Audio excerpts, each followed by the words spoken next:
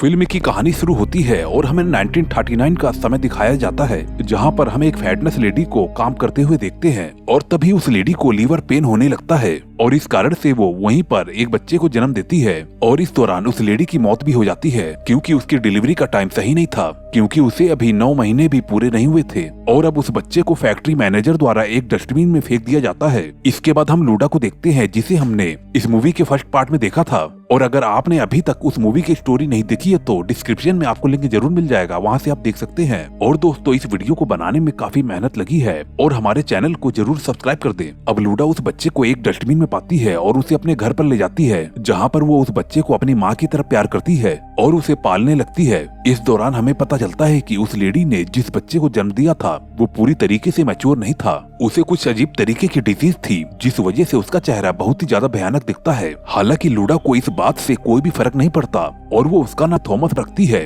अब धीरे धीरे थॉमस बड़ा होता है और उसकी डिजीज भी एक नया रूप ले लेती है, और अब जिस कारण उसका चेहरा बहुत ही ज्यादा खतरनाक दिखने लगता है। इस वजह से थॉमस अपने चेहरे को हमेशा से ही ढक कर रखता है। अब इसके बाद हमें कहानी को 30 साल बाद दिखाई जाती है, जहाँ पर हम थॉमस को देखते हैं जो कि उसी फैक्ट्री में काम किया करता है, यानी कि जहाँ पर उसकी मॉम काम किया करती थी। इसी दौरान हमें पता चलता है कि टेक्सास शहर में किसी तरह की खतरनाक बीमारी फैली हुई है। इस दौरान गवर्नमेंट सभी लोगों को शहर से बाहर जाने के लिए कह रही है, लेकिन हम थॉमस को देखते हैं जो कि अभी भी उस फैक्ट्री में काम कर रहा है। तभी वहाँ पर वही मैनेजर आता है जो कि थॉमस को पैदा होते ही डस्टबिन में फेंक दिया था। वो मैनेजर वहाँ पर आकर थॉमस को कहता है कि तुम्हें और तुम्हारी फैमिली को यहाँ से चले जाना चाहिए, और वो थॉमस को बहुत ही भला बुरा भी कहता है ताकि थॉमस और उसकी फैमिली भी इस शहर को छोड़कर चले जाए। मैनेजर की बात को मानकर थॉमस वहाँ से निकल जाता है, लेकिन थोड़ी देर बाद वो एक बार फिर से वापस आ जाता है। इस बात पर वहाँ का ओनर उसे बहुत ही भला बुरा कहने लगता है। अब इस बात पर थॉमस को बहुत ही ज्यादा गुस्सा आ जाता है और वो एक हथौड़े से उसके ऊपर अटैक कर देता है, जिससे घायल होकर ओनर पुलिस को कॉल लगाने लगता है। लेकिन इससे पहले कि ओनर पुलिस वालों को अपनी सारी बात बताता, थॉमस उसी हथौड़े से ओनर का सिर खोल देता है, जिससे कि ओनर की वहीं पर ही मौत हो जाती है। इसके बाद हम हैवोर्ड नाम के एक पुलिस ऑफिसर को देखते हैं जो कि ओनर के मौत के कारण थॉमस को ढूंढ रहा था, जो कि थॉमस के ही एक फैमिली मेंबर चार्ली के साथ थॉमस को ढूंढने निकलता है। जहां पर हाईवे पर उन लोगों को थॉमस नजर आ जाता है, जिसके हाथों में एक चैनशो था, जिसको देखकर हैवोर्ड अपनी कार रोकता है और वो पुलिस वाला उसे सरेंडर करने के लिए कहता है। लेकिन तभी हम देखते हैं कि चार्ली कार में रखी हुई हैवोर्ड की शॉटगन लेके आता है और हैवोर्ड को बड़ी ही बेरहमी से खत्म कर देता है। और यहाँ पर हमें पता चलता है कि चार्ली हैवोर्ड कैसे बना और वो एक पुलिस वाला कैसे बन जाता है। दरअसल उसने हैवोर्ड को मारकर उसकी आइडेंटिटी और उसकी पुलिस की नौकरी पर कब्जा कर लिया था। हैवोर्ड इस शहर में बचा हुआ एक अकेला ही पुलिस वाला था जो कि लोगों को उस शहर से बाहर भेज रहा था, लेकिन इस दौरान उसे खत्म करके चार्ली ने उसका अस्तित्व भी खत्म कर दिया और अपने आप को एक पुलिस वाला बना लिया, जिससे कि थॉमस और उसकी फैमिली को बहुत ही ज्यादा फायदा हुआ। दरअसल वो लोगों से जबरन किसी भी तरीके का काम भी करवाते थे, क्योंकि चार्ली अब एक पुलिस वाला बन चुका था।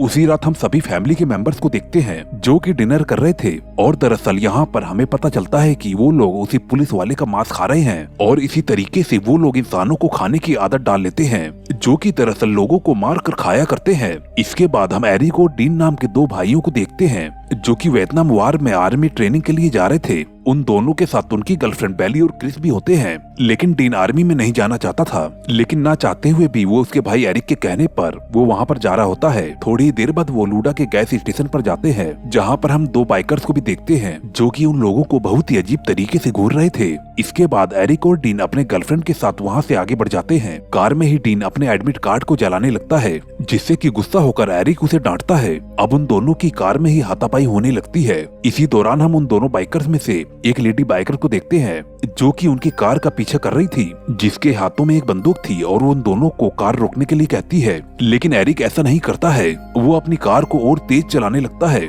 और अपनी कार में रखे हुए गन को उठाकर पीछे मुड़कर उस बाइकर पर शूट करने की कोशिश करता है। लेकिन तभी हाईवे पर उन लोगों के सामने एक गाय आ जाती है, जिससे उनका बहुत ही बड़ा एक्सीडेंट हो जाता है। इसी दौरान क्रिस कार से उछलकर वहीं झाड़ियों में गिर जाती है। तभी वो लेडी बाइकर उनके पास पहुंचकर उन्हें अपनी गन दिखाकर उन्हें लूटने की कोशिश करती है, लेकिन इसी दौरान वहाँ पर हैवोर्ड पहुँच जाता है जो कि एक पुलिस वाला बन चुका था। उसे आता हुआ देखकर वो लेडी बाइकर अपने गन को छिपा लेती है। उसे लगता है कि सचमुच ही हैवोर्ड एक पुलिस वाला है, लेकिन हैवोर्ड जैसे ही उस लेडी के पास पहुंचता है, वो उस लेडी बाइकर को बिना सोचे समझे ही बुरी तरीके से शूट कर देता है। ये देखकर सभी लोग बहुत ही बुरी तरीके से डर जाते हैं। हैवर्ड को वहीं पर डीन का जला हुआ एडमिट कार्ड मिलता है और वो उनसे पूछता है कि डीन कौन है, लेकिन एरिक अपने भाई को बचाना चाहता था, इस कारण से वो अपने आप को ही डीन बता देता है। इसके बाद हैवर्ड उस लड़की की डेड बॉडी अपने कार में रखवाता है और उन सभी लोगों को वहाँ से लेकर चला जाता है। रास्ते में हैवर्ड मॉन्टी को कॉल लगाकर उस एक्सीडेंट हुई कार के बारे में बताता है। इसके बाद हम क्रिस को देखते हैं जो कि झाड़ी में गिरी थी। अब वो वहाँ से उठकर किसी तरीके से कार को स्टार्ट करने की कोशिश करती है,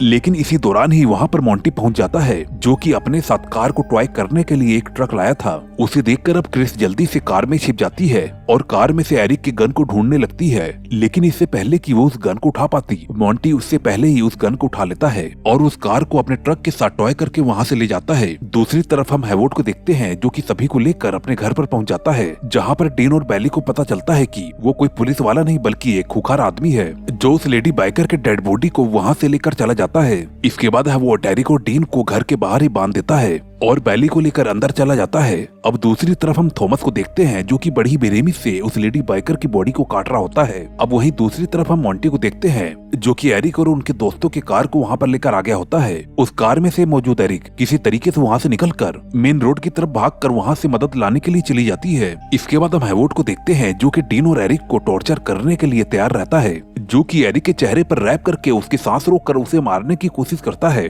दरअसल वो एरिक को इस कारण से मारना चाहता था क्योंकि वो आर्मी में जा रहा था, लेकिन अब डीन उसे बताता है कि उसका नाम डीन है और वो उसके भाई को छोड़ दे। ये सुनकर हैवर्ड एरिक को छोड़ देता है और अब वो डीन को खत्म करने के लिए तैयार हो जाता है, लेकिन अब वो उसे एक मौका देता है। वो कहता है कि उसे 10 पुशअप मारने होंगे तो वो उसे छोड़ देगा। उसकी बात को मानकर डीन पुशअप करने लगता है, लेकिन हैवर्ड उसे अपने पास में रखे हुए डंडे से पीटने लगता है, लेकिन डीन किसी तरीके से मार खाते हुए भी पुशअप को पूरा कर लेता है, मगर मार खाने की वजह से डीन वहीं पर ही बेहोश हो जाता है। दूसरी तरफ हम क्रिस को देखते हैं जो कि मदद लाने के लिए हाईवे की तरफ भाग रही थी और तभी उसे उसी लेडी बाइकर का साथी नजर आता है, जिसे कि वो सारी बातें बताती है कि किस तरीके से हैवर्ड ने उसके साथी बाइकर को खत्म कर दिया। वो बाइकर अब क्रिस के साथ हैवर्ड के घर की तरफ बढ़ने लगता है ताकि वो अपने साथी बाइकर के मौत का बदला ले सके और क्रिस के साथियों को भी बचा सके। इधर हम हैवर्ड के घर पर एरिक को देखते हैं जो कि किसी तरीके से अपने आप को आजाद करके डीन को वहाँ से उठाकर कहीं पर छिपा देता है और बेली को बचाने के लिए घर के अंदर पहुँच जाता है, जहाँ पर उसे बेली बंधी हुई नजर आती है।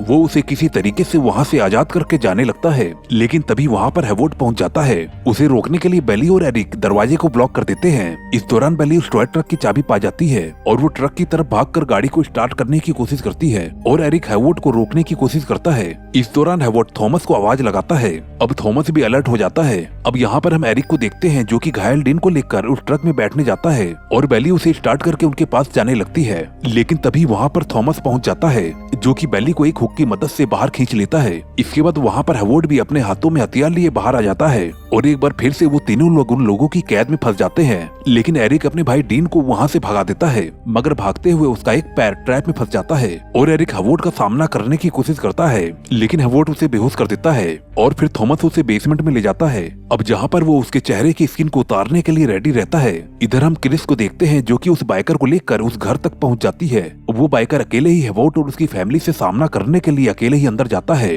क्रिस को घर के बाहर डीन नजर आता है जो कि बहुत ही बुरी तरीके से घायल था क्योंकि उसका पैर ट्रैप में बहुत ही बुरी तरीके से फंसा हुआ था। डीन क्रिस को बताता है कि बेली और एरिक दोनों ही अंदर हैं। क्रिस को उन लोगों की फिक्र होने लगती है और वो घर के अंदर जाने का फैसला करती है। खिड़की से अंदर जाते हुए उसे लूडा नजर आती है, जिससे बचकर वो किसी तरीके से घर के अंदर एंटर कर लेती है। इधर वो बाइकर उस घर में घुस जाता है जहाँ पर उसे मॉन्टी नजर आता है और वो उसके पैरों में गोली मारकर अपने साथी बाइकर के बारे में पूछता है और तभी वहाँ पर हैवर्ड आ जाता है। बाइकर उसे भी अपने गन पॉइंट पे ले लेता है। इधर हम थॉमस को देखते हैं जो कि एरिक को बहुत ही ज्यादा टॉर्चर कर रहा था, तभी उसे हैवर्ड आवाज लगाता है। इधर एरिक भी क्रिस की चीख को सुनकर उस रूम तक पहुंच जाती है जो कि एरिक को आजाद करने की कोशिश करती है। इधर हम हैवर्ड को देखते हैं जो कि बाइकर को बेली के पास ले जा रहा था क्योंकि उसे लगता है कि शायद वो बाइकर बेली के बारे में ही पूछ रहा था और तभी वहाँ पर थॉमस आ जाता है जिसके हाथों में चैनसो थी और वो बाइकर पर अटैक करके उसे नीचे गिरा देता है और उस चैनसो से उस बाइकर के बॉडी के 2 टुकड़े कर देता है। इसके बाद थॉमस अपने चैनसो को लेकर वापस से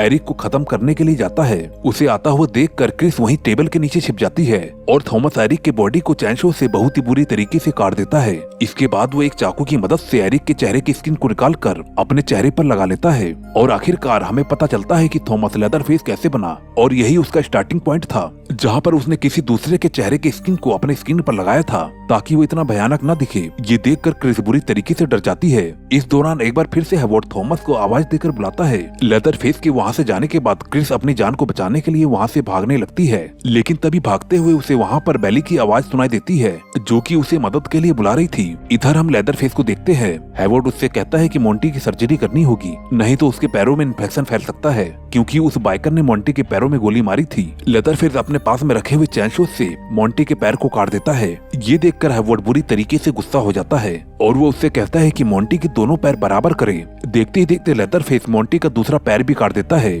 और अब यहाँ पर हमें पता चलता है कि फर्स्ट पार्ट में मोंटी व्हील चेयर पर क्यों था। इधर क्रिस बेली को बचाने के लिए उसके पास पहुँच जाती है, लेकिन तभी वहाँ पर हेवर्ड भी पहुँच जाता है जो कि उसे पकड़ लेता है और वो उसे अपने साथ में ले जाता है। अब जहाँ पर हम पूरी फैमिली को देख पाते हैं जो कि डिनर कर रही होती है। यहाँ पर हम बेली, डीन और क्रिस को भी देख पाते हैं जिनको उन लोगों ने बांध कर रखा था और तभी वहाँ पर लेदरफेस आता है और वो बड़ी ही बेरहमी से बेली के गले को काट देता है, जिससे कि वहीं पर ही उसकी मौत हो जाती है। इसके बाद वो क्रिस को लेकर उसी बेसमेंट में जाता है, लेकिन इसी दौरान एक स्क्रू ड्राइवर की मदद से क्रिस लेदरफेस पर अटैक कर देती है, जिससे कि वो घायल हो जाता है और मौका देखकर क्रिस उस घर की खिड़की को तोड़कर वहाँ से भाग निकलती है और लेदरफेस भी उसके पीछे जाता है। अब डीन को भी होश आ जाता है और वो अपने आप को छुड़ाकर एक हथौड़े की मदद से हेवर्ड पर हमला कर देता है और उसके चेहरे को पटक पटक के उसके सारे दांत तोड़ देता है। इधर क्रिस भागते हुए उसी फैक्ट्री की तरफ जाती है जहाँ पर लेदरफेस और उसकी मॉम काम किया करती थी। क्रिस एक चाकू को लेकर उसी फैक्ट्री में एक ड्रम के अंदर छिप जाती है और लेदरफेस भी वहाँ पर पहुँच जाता है, जो कि क्रिस को ढूंढने लगता है